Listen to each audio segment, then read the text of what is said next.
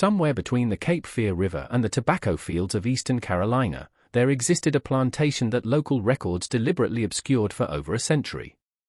Between 1839 and 1857, 11 men vanished from its quarters without a trace. Authorities recorded nothing. Churches offered no words. And in 1856, something was born in that house that made wealthy collectors from 3 states travel in secret, carrying bags of gold coins they'd never acknowledge in their ledgers. The child's existence was documented in backdated legal contracts, falsified birth records, and encrypted letters between prominent families, all carefully hidden until a 1923 courthouse fire accidentally exposed what an entire county had conspired to bury. Before we continue with the Vance family legacy and the story of Hollowist Plantation, I need you to do something for me. If you're fascinated by true historical mysteries that blur the line between terrifying possibility and documented fact, hit that subscribe button right now. And I want to know. Drop a comment telling me what city or state you're listening from. Are you close to where this happened? Let's find out together. What makes this case particularly disturbing is not what was recorded, but what was systematically erased and why an entire community chose silence over justice. Hollowist Plantation sat on 470 acres of increasingly exhausted soil in Duping County, North Carolina, 7 miles south of where the roads forked toward Raleigh and Wilmington. By 1839, the estate that had once produced prosperity for 3 generations had become a monument to decline. The tobacco that had made the Vance family wealthy in the 1790s no longer grew with the same vigor. The soil, depleted by decades of intensive cultivation and the stubborn refusal to rotate crops, yielded smaller returns each harvest season. The house itself stood 3 stories tall, constructed from local cypress and brick fired in kilns on the property. Its windows faced east toward the sunrise. A deliberate choice made by the original builder who believed morning light would bless the family with continued prosperity. But by the time Nathaniel Vance inherited the estate in 1829 at age 37, those windows reflected only the reality of diminishing returns. Paint peeled from the columns. Several shutters hung at awkward angles, their hinges rusted by the humid coastal air. The formal gardens his grandmother had maintained with such pride had surrendered to weeds that grew waist-high by late summer. Nathaniel Vance was a man whose appearance suggested prosperity his circumstances no longer supported. He stood just under 6 feet tall with the thick hands and broad shoulders of someone who had once performed manual labor, but had spent the last 2 decades avoiding it. His hair, still mostly dark at 47, was always pomaded and combed with precision. He wore tailored coats from a Wilmington clothier, even though he hadn't paid the man's invoices in 3 years. His boots were polished each morning by Samuel, one of the few enslaved men he hadn't yet sold to cover debts. The plantation maintained 32 enslaved people in 1839, down from 87 just 5 years earlier. Nathaniel had sold them in groups, families separated and scattered to plantations throughout the eastern counties, to textile mills in Raleigh, to shipbuilders in Wilmington who needed strong backs for heavy labor. Each sale provided temporary relief from creditors, but never enough to stop the slow collapse. The merchant bank in Wilmington held mortgages on both the remaining people and the land. The interest compounded quarterly. Nathaniel had married twice. His first wife, Catherine, died in 1829, giving birth to their 3rd child, a son who survived only 4 days. His second wife, Margaret, whom he married in 1831, came from a wealthy Charleston family. She brought a substantial dowry that temporarily stabilized the plantation's finances, and she brought something else. After 2 years of marriage, she gave birth to a daughter in the winter of 1827. The child Elizabeth was born during an ice storm that knocked down trees across 3 counties and killed livestock that couldn't find shelter. The midwife who attended the birth, a free woman of color named Ruth Carver who had delivered babies throughout Duping County for 20 years, noticed something wrong within hours. The infant's eyes did not follow the candle flame. They did not track movement. When Ruth passed her hand close to the baby's face, there was no response, no instinctive focusing that healthy newborns displayed.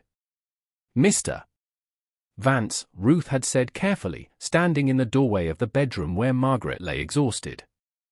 "The child cannot see. Both eyes. It is not temporary. Nathaniel's response was to immediately pay Ruth triple her usual fee and make her sign a document stating the child was healthy and normal in every way. He told her that if she spoke to anyone about the girl's condition, he would ensure she never worked in the county again. And in 1827, a free woman of color threatening a white man's reputation could face far worse consequences than unemployment. Ruth took the money and signed the paper with an X because she could not write her name, and she never spoke of it publicly again. Margaret Vance lasted 18 months after Elizabeth's birth before she took 40 drops of laudanum one April evening and never woke up. The official cause of death recorded by Dr. Ephraim Stokes was respiratory failure. No one questioned it. Women died frequently enough that another wealthy wife succumbing to unnamed illness drew little attention. She was buried in the family plot behind the house beneath a marker that listed her name, dates, and nothing else. Nathaniel raised Elizabeth in near isolation. The girl grew up confined primarily to the second floor of the house in rooms where the windows were kept shuttered. She learned to navigate by sound and touch, her small hands trailing along walls, her footsteps cautious on the wooden floors. A woman named Oda, one of the enslaved people who worked in the house, cared for Elizabeth during her early years. Oda taught the girl to count, to recognize voices, to understand the passage of time by the meals served and the temperature of the air coming through the shutters. By the time Elizabeth reached age 6, Nathaniel had decided she would not be educated beyond basic literacy. He hired no tutors. She learned to read through touch, her fingers exploring raised letters that Oda painstakingly carved into wooden blocks in secret, working by candlelight after finishing her daily tasks. The girl's world consisted of 14 rooms, one hallway, and a narrow set of stairs. She descended only when summoned. The plantation's financial situation worsened year by year. Nathaniel tried various schemes to restore prosperity. He planted cotton one season, but the soil rejected it. He invested in a turpentine operation that failed when the trees produced insufficient resin. He attempted to breed horses, but disease killed 7 of his 12 animals in a single summer. By 1838, he had sold nearly everything of value except the people who worked it and the land itself. He stopped attending church in 1837 after the minister, Reverend Thomas Gaines, suggested from the pulpit that prosperity reflected God's favor, and that financial ruin often indicated moral failings requiring examination and repentance. Nathaniel walked out in the middle of the sermon and never returned, though he continued paying his annual tithe late and in diminishing amounts to maintain appearances. The isolation of Hollow Crest increased as neighbors stopped visiting. Partly this was due to Nathaniel's deteriorating temperament and his tendency to dominate conversations with elaborate explanations for why his failures were never his fault. Bad luck, poor weather, dishonest business partners, incompetent workers. But the isolation also stemmed from quiet rumors about the locked second floor, about a child some people had heard crying but never seen, about why Margaret had really taken so much laudanum that spring evening. By early 1839, when Elizabeth was approaching her teenage years, Nathaniel spent long hours in his study reviewing account books that contained nothing but debt. The merchant bank in Wilmington had begun foreclosure proceedings. He had perhaps 18 months before they would seize everything. The land, the house, the people, every remaining possession. His daughter, blind and unmarriageable by the standards of their society, represented nothing but continued expense. She would inherit nothing because there would be nothing to inherit. It was during one of these long evenings reviewing documents and drinking whiskey that burned his throat that Nathaniel discovered something in his late father's papers. A legal precedent, a case from 1791 involving a dispute over inheritance and property classifications. The case hinged on a technical interpretation of North Carolina law regarding children born to enslaved mothers versus children born to free women and the specific circumstances under which a child might be legally reclassified based on parentage documentation. The details were complex, full of legal language that Nathaniel had to read 3 times before he understood the implications. But once he grasped it, an idea formed that was so monstrous, so calculated, that it would have seemed impossible if not for the desperate mathematics of debt that surrounded him. His daughter Elizabeth was free and white by birth. But if she were to bear a child, and if that child's paternity could be documented in a specific way, and if certain legal papers were filed in a particular sequence, then that child might be classified not as his grandchild, but as property of the estate. Valuable property, the kind that wealthy collectors throughout the South would pay extraordinary sums to acquire. In the society of antebellum North Carolina, there existed a hidden market for enslaved people with specific characteristics. Light-skinned children, particularly those with documented European ancestry, commanded premium prices. They were purchased as status symbols, as house servants, as evidence of their owner's wealth and taste. The more unusual the circumstances of their birth, the higher the price. And a child born to a blind white woman with carefully documented mixed parentage, such a child would be extraordinary enough to attract buyers willing to pay in gold rather than promissory notes. Nathaniel sat in his study until dawn, working through the legal mechanics. He would need to document everything correctly. He would need physicians who would sign the right papers. He would need witnesses who could be trusted to remember only what they were told to remember. He would need to select the men carefully, choosing for traits that would make the eventual child valuable. And he would need time, several years, to execute the plan before the bank foreclosed. The first light of morning came through the study windows, illuminating dust motes in the air and the scatter of legal documents across his desk. Nathaniel Vance made his decision. He would save his estate through the one asset everyone believed was worthless. His blind daughter on the second floor, who had no idea her father's desperation, was about to transform her future in ways she could never have imagined. The moral calculus of slavery had already taught men like Nathaniel to see human beings as property, to value them as commodities, to calculate their worth in dollars and cents. What he planned was simply an extension of that logic applied to his own bloodline. It was monstrous, yes, but in a society built on monstrous foundations, it was also, by the twisted reasoning of the time, legal. Technically legal. Legal enough that with the right documentation and the right silence from the right people, it could work. Outside, morning broke over the exhausted fields of Hollow Crest Plantation. Enslaved people emerged from their quarters to begin another day of labor.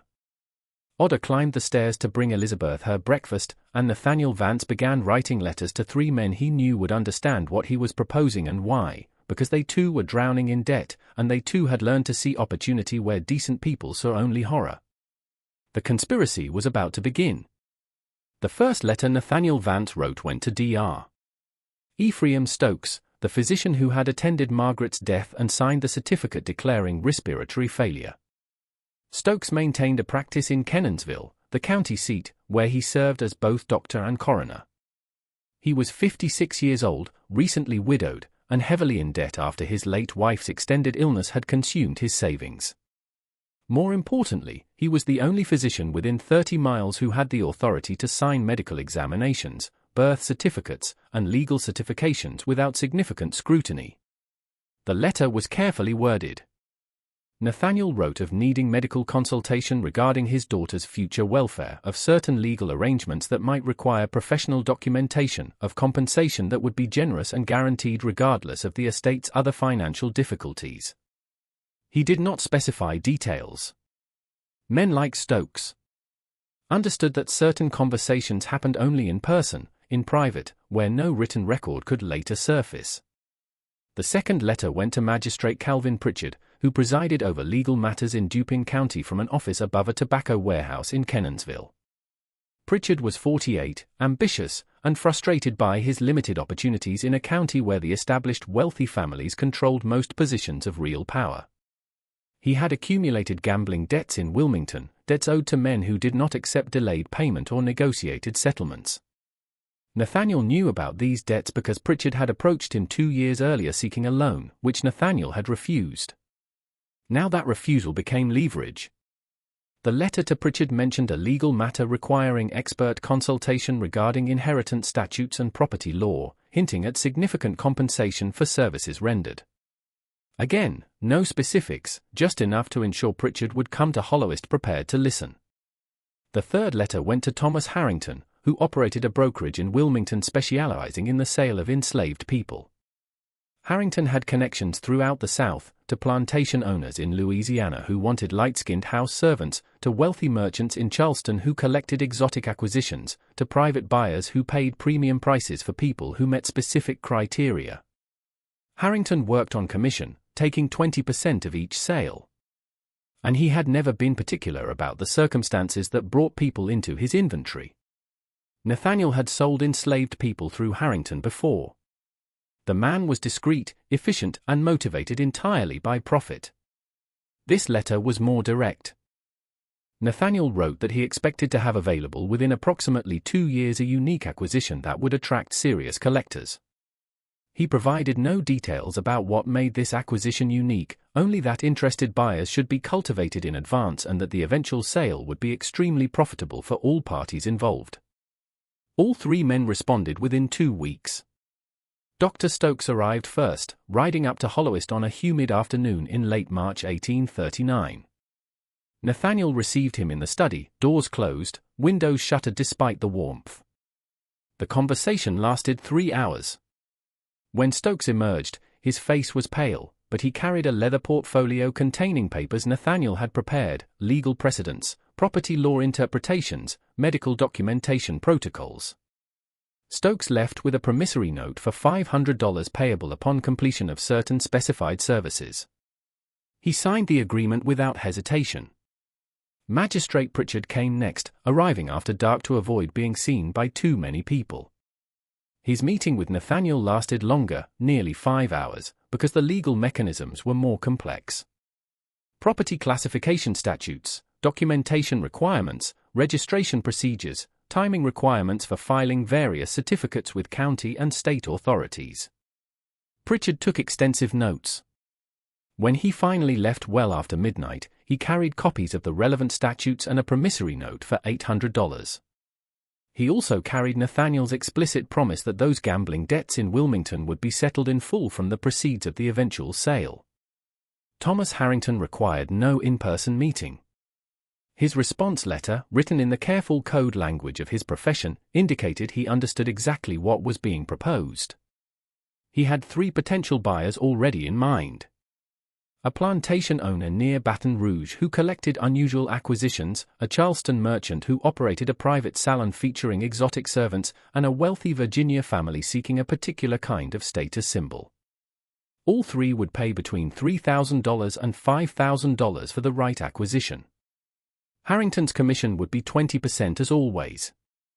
He suggested Nathaniel begin the process as soon as possible as market conditions were favorable and discretion was guaranteed. With his conspirators secured, Nathaniel turned to the most delicate part of his plan, preparing Elizabeth. The girl was now approaching her teenage years, navigating her second-floor prison with the confidence of long practice. Oda still cared for her, bringing meals, reading to her in the evenings, helping her bathe and dress. Elizabeth trusted Oda completely. That trust would be essential. Nathaniel began by changing Elizabeth's routine. Instead of taking meals in her room, she was now required to come downstairs to the formal dining room once each week. She was terrified at first. The stairs were a challenge she had rarely attempted. But Oda helped her, guiding her step by step, until she learned the count. 16 steps down, turn left, 12 paces to the dining room door. During these meals, Nathaniel spoke to Elizabeth about family obligation and duty. He told her the plantation was in danger, that they might lose everything, that she needed to understand her role in preserving their legacy. He never mentioned specifics. Not yet. He simply accustomed her to being downstairs, to following instructions, to accepting that her father's plans were not subject to her understanding or approval. In May of 1839, Nathaniel began selecting the men. He reviewed the enslaved population of Holloist with the cold calculation of someone breeding livestock for market. He wanted specific physical characteristics, height above average, symmetrical features, lighter skin tones if possible, no obvious physical defects or scars. He also wanted men who were young, healthy, and unlikely to resist or attempt escape afterward. The first man he selected was named Jacob. He was 24 years old, tall, and strongly built from years of field labor. His mother had been part of the household when Nathaniel's father ran the plantation. His father had been a white overseer who left North Carolina before Jacob was born. Jacob's skin was several shades lighter than most of the other enslaved people at Holloist, and his features suggested mixed ancestry. He could read and write, forbidden skills that Otter had secretly taught him years earlier, and he worked as the head of one of the field crews. Nathaniel moved Jacob from the field quarters to a small room in the main house's ground floor, ostensibly to train him as a house servant. Jacob was suspicious immediately. Such promotions were rare and usually preceded sale to another estate, but he had no choice except to obey. Refusing would mean immediate punishment and likely sale anyway. The second man selected was Daniel, 19 years old, shorter than Jacob, but quick and intelligent. He worked in the stables, managing the few remaining horses and the 2 mules that pulled the tobacco wagon. Daniel's mother had come from Virginia, sold south when her previous owner died. His father, according to plantation records, was unknown, but his light eyes and straight hair suggested European ancestry somewhere in his bloodline. The third was Isaac, 22, who worked primarily in the carpentry shop, repairing tools and buildings. He had a gift for working with his hands, creating tight joints and smooth surfaces that held for years. He was quiet, observant, and careful. Qualities that made overseers trust him with important tasks, but also qualities that made him dangerous. Because quiet observation meant he understood far more than he revealed. Nathaniel selected 8 others over the following weeks, rotating them into various positions around the main house. Some worked in the kitchen, others maintained the gardens. One, a man named Samuel, who had been with the family for 30 years, served as Nathaniel's personal valet. All 11 were isolated from the remaining enslaved population, housed separately, given better food and lighter work. The other enslaved people at Holloist noticed these changes and whispered about them in the evenings after labor ended. Something was happening in the main house. Master Vance was planning something. The men being selected were all young, all strong, all being treated with unusual care, but no one knew exactly what was coming, only that it would not be good, because nothing involving unusual attention from Nathaniel Vance ever ended well. During the following years, Nathaniel refined his legal documentation. Magistrate. Pritchard visited Holloist several more times, each visit occurring after dark to avoid observation. They reviewed the property classification statutes repeatedly, ensuring every detail was correct.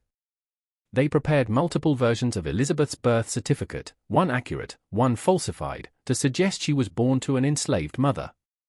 The false certificate would be filed years hence, backdated to 1827, replacing the accurate document in county records. Pritchard had the authority to make such substitutions, and no one would question his certification. Dr. Stokes continued his periodic examinations of Elizabeth, documenting her physical development with clinical detachment. Nathaniel informed him that the plan would begin when Elizabeth reached full maturity, which by the standards and understanding of their time meant her late teenage years when she would be physically capable of bearing children safely. Elizabeth knew none of this. She continued her limited existence on the second floor, unaware of the conspiracy developing around her. Otter tried several times to find ways to warn her, but what could she say? The truth was too horrible, and speaking it aloud would result in Otter's immediate sale and punishment. So Otter remained silent, helping Elizabeth learn and grow while knowing that a terrible future awaited the girl. It was an elaborate fiction that rested on a horrible truth. In the legal system of antebellum North Carolina, enslaved status followed the mother's condition. If Nathaniel could create documentation suggesting Elizabeth was enslaved, documentation that no one would challenge because he controlled the witnesses and authorities, then her child would automatically be enslaved as well, regardless of the child's actual ancestry. The fact that Elizabeth was actually his legitimate daughter would be obscured by carefully constructed lies, by backdated papers, by the silence of everyone involved. Magistrate Pritchard began preparing the legal documents, property registrations, ownership transfers, birth certificate templates ready to be filled in years hence. Every document was precisely worded, precisely dated, designed to create an unbreakable legal chain. Pritchard worked alone in his office above the tobacco warehouse, windows shuttered, lamp burning long after midnight. No clerks assisted him. No other lawyers reviewed his work.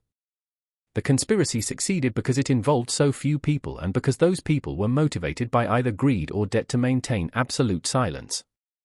Thomas Harrington meanwhile cultivated his buyers. He sent carefully worded letters describing an upcoming acquisition that would be unique in the market. A child of mixed ancestry with extraordinary circumstances of birth. Educated and refined beyond typical classifications. He did not mention Nathaniel Vance or Holloist Plantation.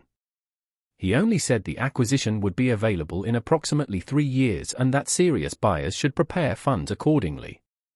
2 of his 3 contacted buyers responded with strong interest and requests to be notified the moment the acquisition became available.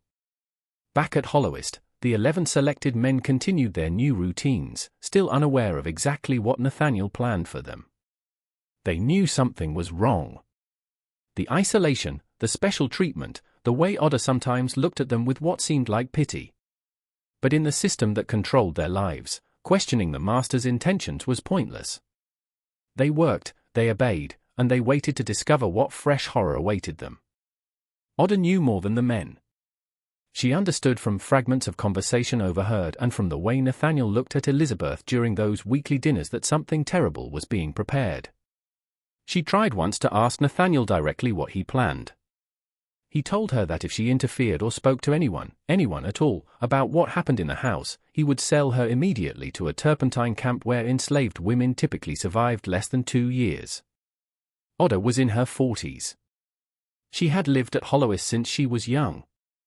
The threat was sufficient to ensure her silence, though not her cooperation. She could not stop what was coming, but she privately vowed to help Elizabeth survive it, whatever it was. By late 1843, the architecture of Nathaniel's conspiracy was complete. The magistrate was prepared. The doctor was secured. The broker had buyers ready. The legal documentation existed in draft form, waiting only for specific details and dates to be filled in. The men were selected and isolated, and Elizabeth, now 16 years old, continued her routines on the 2nd floor, unaware that her father had already mapped out her child's future and her own to pay his debts. Elizabeth turned 18 in the winter of 1845. By the standards of antebellum North Carolina society, she was now of age, old enough to marry, old enough to bear children, old enough to be subject to her father's absolute authority over her future. The merchant bank in Wilmington had given Nathaniel until January 1846 to pay his accumulated debt or face foreclosure. The timeline was tight, but Nathaniel judged it sufficient.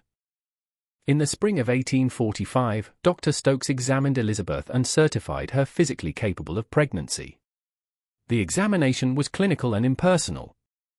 Elizabeth, isolated her entire life, had no framework to understand what was being assessed or why. Stokes documented everything and signed the medical certificate that Nathaniel required for his legal documentation. What happened over the following months at Holloist was a systematic violation of human dignity that the legal framework of slavery made possible. Nathaniel executed his plan with cold precision. The 11 men, one after another, were brought into situations they could not refuse under threat of death, sale, or violence. Elizabeth, blind and isolated, had no power to resist her father's control. Oda, who witnessed everything, was powerless to intervene without facing her own destruction. The details of these months need not be explicit to convey their horror. What matters is understanding that this was not violence born of rage or passion. It was calculated exploitation planned and documented, executed with the systematic efficiency of a business transaction. The men involved were victims as much as Elizabeth, forced into actions they would never have chosen, threatened with consequences they could not escape. By July of 1845, Dr. Stokes confirmed Elizabeth was pregnant. The plan moved to its next phase, maintaining the pregnancy, preparing for birth, and ensuring all legal documentation would be ready for the moment the child arrived. Elizabeth spent her pregnancy in the same 2nd floor rooms where she had spent her entire life. Oda cared for her, bringing meals the girl barely touched. Elizabeth's body changed in ways that terrified her. Movements inside her that she didn't understand. Physical discomfort she had no context to interpret. Oda tried to explain, tried to prepare her. But how do you prepare someone for giving birth to a child conceived in such circumstances? Nathaniel treated the pregnancy as a business matter. Dr. Stokes visited regularly to ensure everything progressed normally. Nathaniel corresponded with Thomas Harrington about potential buyers. Magistrate Pritchard finalized the legal documents that would classify the child as enslaved property from birth. The falsified documentation was elegant in its deception. Pritchard had created a complete backstory. Elizabeth was actually the daughter of an enslaved woman named Sarah who had worked at Holloist years ago. Nathaniel had adopted this child out of charity and raised her in the house because of her blindness. Documents backdated to 1827 supported this fiction. The real birth certificate for Elizabeth was removed from county records and replaced with the falsified version. Now, legally, Elizabeth herself was enslaved, which meant her child would be born into slavery automatically, regardless of paternity. In November of 1845, something occurred that threatened to expose the conspiracy. Reverend Thomas Gaines, the minister Nathaniel had stopped attending years earlier, decided to visit Holloist to check on his wayward parishioner. Nathaniel had not been to church in 8 years. The Reverend arrived unannounced on a cold afternoon. They discussed community matters and theology in the parlor. Then Gaines mentioned he had heard rumors that Nathaniel's daughter was unwell and asked if he might visit her to offer comfort and prayer. Nathaniel's mind raced. Elizabeth was now visibly pregnant. If Gaines saw her, questions would arise that could not be satisfactorily answered. "My daughter is resting," Nathaniel said carefully. "She has been ill, and the doctor has ordered complete quiet. Perhaps another time." Reverend Gaines, sensing something amiss, pressed gently. But Nathaniel remained firm. The Reverend left troubled, but took no immediate action. In a society where men controlled their households absolutely and interference in family matters was considered inappropriate, Gaines's discomfort was insufficient to trigger investigation. Winter arrived. Elizabeth's pregnancy entered its final weeks. Dr. Stokes prepared for the delivery with the same clinical detachment he had shown throughout. On March 4, 1846, after a difficult labor that lasted nearly 20 hours, Elizabeth gave birth to a son. The child was healthy with features that clearly showed mixed ancestry, European and African in roughly equal measure. The infant was exactly what Nathaniel had calculated. Valuable. Elizabeth, exhausted beyond measure, asked in a broken voice if she could hold her baby. Nathaniel refused. The child was taken immediately for documentation. Oda, standing nearby, felt something inside her break permanently watching a mother denied her newborn child. Dr. Stokes carried the infant downstairs to the study where Magistrate Pritchard was waiting with documents already prepared. The birth certificate was filled out. Child born to Sarah, enslaved woman, deceased. Father unknown. Born March 4, 1846. Property of Nathaniel Vance. Pritchard signed and affixed his official seal. Stokes added his signature as attending physician. The fiction was now legal fact. The child was given the name Thomas, no surname as enslaved people typically had none. He was placed with a wet nurse, an enslaved woman named Rebecca, who had recently given birth herself. Elizabeth, recovering upstairs, could sometimes hear the infant crying, but was never permitted near him. Nathaniel immediately contacted Thomas Harrington. The bidding began at $3,000 and quickly rose. By the end of March, the price had reached $4,700, more than enough to satisfy the merchant bank and save Holloist from foreclosure. The buyer who paid the highest price was Charles Rutledge, a plantation owner from outside Baton Rouge, Louisiana. He was 46 years old, wealthy from sugar production, and known among certain circles for collecting unusual human acquisitions for his household. His plantation employed over 200 enslaved people, and among them were several dozen who served as display pieces rather than field laborers. Rutledge had a particular interest in children who could be raised from infancy to be completely dependent on him. He saw himself as a benevolent master who gave his special acquisitions lives of relative comfort in exchange for their absolute obedience. The logic of slavery had so thoroughly corrupted his moral reasoning that he genuinely thought purchasing an infant to be raised as exotic property was an act of generosity. He arrived at Holloist on April 17, 1846, traveling by private coach with 2 servants. Nathaniel received him in the parlor. They discussed business, market conditions, crop yields, mutual acquaintances. Only after these pleasantries did Rutledge mention the real purpose of his visit. "I understand you have an unusual acquisition available," he said carefully. "I do," Nathaniel confirmed. "Born 6 weeks ago. Healthy, strong, good temperament. The circumstances of his birth make him particularly valuable."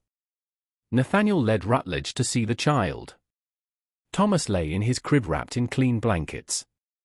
Rutledge examined him with the detachment of someone evaluating livestock. He noted the features, the skin tone, the general health. He asked about sleep habits, feeding patterns, any signs of illness. "The birth certificate indicates the mother is deceased," Rutledge said. "What were the circumstances?" Nathaniel explained that the child's mother, Sarah, had been an enslaved woman who died during childbirth, a common enough occurrence that raised no suspicion. He showed Rutledge the birth certificate signed by both Dr. Stokes and Magistrate Pritchard. He emphasized that the child was legally classified as enslaved property from birth with clear documentation. What Nathaniel did not mention was that Elizabeth was recovering upstairs, that the dead Sarah was actually his living daughter, that the entire documentation was fraud. Rutledge asked no questions that would have exposed these lies because wealthy buyers purchasing unusual acquisitions understood that discretion was essential. $4,700, Rutledge said. "Payable in gold today if the child can travel immediately." "Agreed," Nathaniel said without hesitation. The transaction was completed within 2 hours. Rutledge's servants counted out gold coins, mostly eagles and double eagles, heavy and bright. Nathaniel signed the bill of sale. Magistrate Pritchard, present to witness, affixed his seal to the document. Rebecca, the wet nurse, prepared Thomas for travel. She wrapped him in warm blankets and gathered his few possessions. She had grown attached to the infant over the 6 weeks she had cared for him. But she had no power to resist this sale. She kissed the baby's forehead once before handing him to Rutledge's servants. Elizabeth, lying in her room upstairs, heard the commotion of departure, horses, carriage wheels, voices. Oda came to her and said quietly, "They are taking the baby away." "Where?" Elizabeth asked. "Louisiana. You will never see him again." Elizabeth had not been permitted to hold her son even once. She did not know his name. She had heard him crying, but had never fed him, never touched him, never been allowed near him. The child was gone, and with him went any illusion that what had happened to her had been anything other than a calculated business transaction. Nathaniel watched Rutledge's carriage disappear down the road. He returned to his study, opened the safe, and counted the gold. $4,700, enough to satisfy the bank's demand with funds remaining for operations. The next morning, Nathaniel traveled to Wilmington and paid off the mortgage in full. The bank's president congratulated him on finding resources to save his estate. The foreclosure was cancelled. Holloist was saved. But the conspiracy had left too many witnesses, too many people who knew fragments of truth. Nathaniel understood that his secret was only as safe as the silence of everyone involved. And silence, he knew, was difficult to maintain indefinitely. The first crack in the conspiracy appeared 8 months after the sale, in December of 1846. Isaac, one of the 11 men, attempted to end his own life. He was discovered and stopped before he succeeded, but the attempt itself signaled that the psychological toll of what had occurred was becoming unsustainable. Isaac had been unable to reconcile what he had been forced to do with his continued existence. Nathaniel had him punished for the attempt and then sold him to a plantation in Virginia. The sale served 2 purposes, punishment and elimination of a witness. Isaac disappeared from Duping County, taking his knowledge with him, but also spreading it in whispered fragments to people he encountered in his new location. Oda remained at Holloist, still caring for Elizabeth, but her demeanor changed. She became withdrawn, speaking less, moving through her duties mechanically. Other enslaved people noticed and asked what was wrong, but Oda would not explain. The weight of what she had witnessed, combined with her inability to prevent or expose it, was crushing her spirit day by day. In March of 1847, exactly 1 year after Thomas's birth, Elizabeth's psychological state deteriorated sharply. She had been largely withdrawn since the delivery, barely eating, speaking only in monosyllables, spending her days lying in bed, staring sightlessly at the ceiling. Now she began having episodes, screaming without provocation, refusing food for days, retreating so far into herself that Otter feared she might never return. Dr. Stokes was summoned. He examined her and declared she was suffering from nervous hysteria, a common diagnosis for women experiencing severe distress. His treatment consisted of confinement and laudanum. Elizabeth was kept sedated for weeks at a time, existing in a fog that provided no actual healing, only temporary suppression of symptoms. Nathaniel found her condition inconvenient. She required constant supervision. Otter could no longer manage her alone, so Nathaniel had to assign another enslaved woman to help. The additional attention meant more people aware that something was deeply wrong in the household, more potential witnesses to fragments of truth. In June of 1847, Reverend Gaines made another attempt to visit Elizabeth. He had been troubled by his previous encounter and had heard rumors in town that the daughter was gravely ill. This time he arrived unannounced, hoping to catch Nathaniel unprepared. He succeeded. Nathaniel was away in Kenansville on business when Gaines arrived. Otter answered the door. The Reverend explained he had come to offer spiritual comfort to Elizabeth. Otter, exhausted and desperate, made a decision that would have consequences. She let him in. Gaines climbed the stairs to Elizabeth's room. He found her lying in bed, thin and pale, eyes open but unseeing, clearly suffering from something far beyond ordinary illness. He sat beside her and asked gentle questions. At first, she did not respond, then slowly she began to speak. She told him fragments of what had happened. She did not have clear vocabulary to describe everything, but she spoke of confinement, of her father's plans, of men brought to her room, of pregnancy, and a child taken away. The story came out disjointed and incomplete, confused by medication and trauma. But Gaines understood enough to be horrified. When Nathaniel returned that evening and discovered Gaines had been in the house, he felt cold fear for the first time in years. He found Gaines sitting in the parlor waiting. "Nathaniel," the Reverend said quietly. "What have you done?" "My daughter is deeply troubled," Nathaniel replied carefully. "She suffers from nervous hysteria. Her mind creates fictions. Dr. Stokes has documented her condition. Whatever she told you is the product of illness, nothing more." "I do not believe you." "Then believe Dr. Stokes. Believe Magistrate Pritchard. Believe anyone in this county who will tell you that my daughter has been unwell for years and that her words cannot be trusted." Gaines left that evening, but he was not satisfied. He began asking questions in Kenansville, discreet questions about the Vance family, about Elizabeth, about any unusual events at Hollowist. He learned about the merchant bank's near foreclosure and the sudden payment that saved the estate. He learned that Nathaniel had been seen with significant amounts of gold in early 1846. He heard whispers about enslaved men being kept isolated in the main house for extended periods. Gaines went to Magistrate Pritchard and expressed his concerns. He did not accuse anyone directly.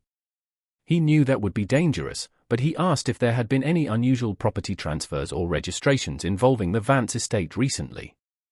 Pritchard, who had hundreds of dollars of Nathaniel's gold hidden in his home, assured the Reverend that everything involving the Vance family was entirely proper and legally documented. He suggested that Gaines was meddling in matters that did not concern him, and that continued inquiry might be viewed as harassment of a respectable family. The warning was clear. Gaines understood that pursuing the matter further would make him enemies among the county's power structure. He was a minister with no investigative power, no legal authority, and no allies willing to challenge men like Nathaniel Vance and Calvin Pritchard. He recorded his suspicions in a private journal, but he took no further action. The conspiracy held because everyone with power had motivation to protect it. Dr. Stokes had been paid and had signed documents that would destroy his medical license if exposed as fraudulent. Magistrate Pritchard had falsified official records and facilitated fraud. Thomas Harrington had brokered the sale and collected his commission. Charles Rutledge owned a child whose purchase would be investigated if questions arose about the legitimacy of the transaction. And Nathaniel needed the entire structure to remain hidden to preserve his estate and avoid prosecution. The enslaved people who knew fragments of truth had no voice. They could not testify against white men in court. Their word would never be believed over the documented statements of magistrates and physicians. They could whisper among themselves, but those whispers stayed within their own community, never reaching ears that might act on the information. Years passed. Elizabeth remained confined to her room, medicated and broken. Oda grew old, caring for her, carrying the burden of witnessing horror she could not expose. The 11 men were gradually sold away, scattered to other plantations where their knowledge became disconnected from context. By 1850, Holloist had stabilized financially. The tobacco fields produced modest yields. Nathaniel maintained a small enslaved population and kept expenses low. He never remarried. He attended church occasionally, maintaining social connections necessary for business. He appeared to be exactly what he claimed, a widower managing a struggling estate, caring for an invalid daughter, doing his best under difficult circumstances. The truth remained buried in falsified documents, in sealed records, in the silence of conspirators and the powerlessness of victims. Thomas grew up in Louisiana, never knowing his real mother, never knowing the circumstances of his birth. Forever classified as property despite being the grandson of a wealthy plantation owner. Just when we thought we'd seen the depths of this horror, the true scale of the conspiracy would only become clear decades later when an accident would expose what an entire county had worked so hard to hide. If this story is giving you chills and you want to know how this secret was finally revealed, make sure you're subscribed so you don't miss the conclusion. Hit that like button to support content that uncovers the darkest corners of American history and share this with someone who needs to understand that the real monsters often wear respectable faces. Let's discover together what happens when the truth refuses to stay buried. The truth might have stayed buried forever if not for a fire that destroyed the Dupin County Courthouse in Kenansville on October 14, 1923, 77 years after Thomas's birth. The fire started in a storage room where old records were kept in wooden filing cabinets. It spread rapidly, consuming most of the building before firefighters could contain it. Much of the county's historical documentation was destroyed. During the cleanup and recovery effort, workers sorting through water-damaged and partially burned documents discovered something strange.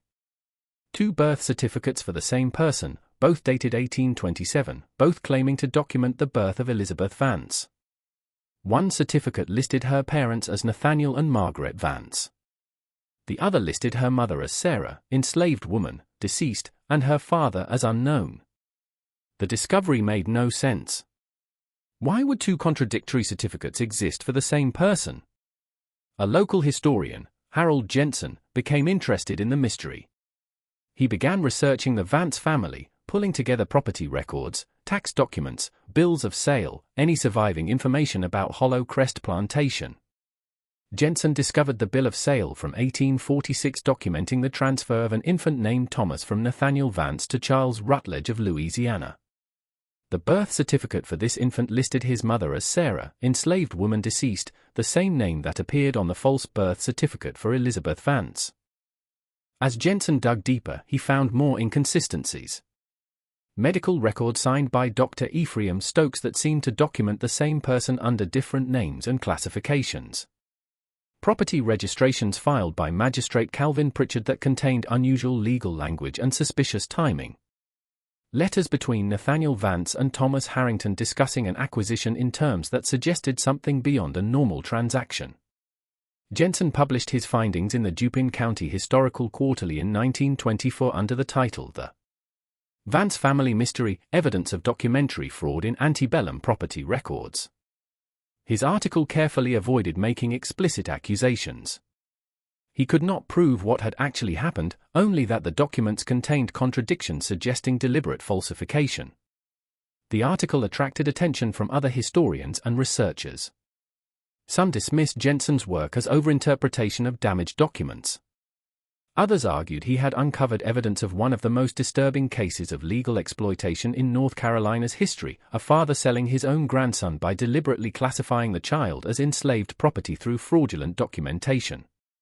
Additional evidence surfaced over the following years. A diary kept by Reverend Thomas Gaines was discovered in a church archive in 1931. It contained entries describing his visits to Holloist, his conversation with Elizabeth, his suspicions about what had occurred, and his frustration at being unable to pursue the matter due to the county's power structure protecting Nathaniel Vance. In 1947, a descendant of Oda located a collection of letters Oda had written late in her life to a friend. These letters, never mailed, were found among Oda's possessions after her death. In them, she described in painful detail what she had witnessed at Holloist, the conspiracy, the systematic exploitation, the birth of Thomas, the sale to Charles Rutledge. She wrote, "I witnessed evil that I was powerless to stop, and that powerlessness has haunted me every day since. That child was born innocent into a system that made him property, and his own grandfather sold him for gold." These discoveries built a circumstantial case that historians now largely accept as accurate. Nathaniel Vance, facing financial ruin, orchestrated a conspiracy involving a magistrate, a physician, and a broker to exploit his blind daughter for profit. He used falsified legal documents to classify her child as enslaved property and sold that child to a Louisiana buyer for $4,700, using the proceeds to save his plantation from foreclosure. The conspiracy succeeded because it exploited the legal framework of slavery, which already classified human beings as property and gave masters nearly absolute power over them. It succeeded because the people with authority, magistrates, doctors, brokers, were motivated by greed and debt to participate. And it succeeded because the victims had no voice in a society that systematically denied them power, credibility, and legal standing. Elizabeth Vance died on November 3, 1863, at age 36. Having spent the last 17 years of her life confined to her room at Holloist, heavily medicated and psychologically destroyed. She was buried in the family plot without ceremony. The official cause of death was listed as respiratory illness, but Oda's letters suggest Elizabeth simply stopped drinking and eating, choosing release over continued suffering. Nathaniel Vance survived until 1871, dying at age 79. He never faced legal consequences for what he had done. He maintained his position in the community until the Civil War disrupted plantation society. After the war, he lived quietly at Holloist. The estate diminished, but still functioning. He was found dead in his study one morning in February, a half-empty bottle of whiskey beside him and account books spread across his desk, still calculating losses and profits until his final moments. Dr. Ephraim Stokes died in 1854 of a stroke. Magistrate Calvin Pritchard was killed during the Civil War in 1864 when a Union cavalry unit raided Cannonsville. Thomas Harrington continued his business until the Emancipation Proclamation, after which he declared bankruptcy and died in poverty in 1867. Oda lived until 1882, surviving long enough to see the end of slavery, but never recovering from the trauma of what she had witnessed at Holloist.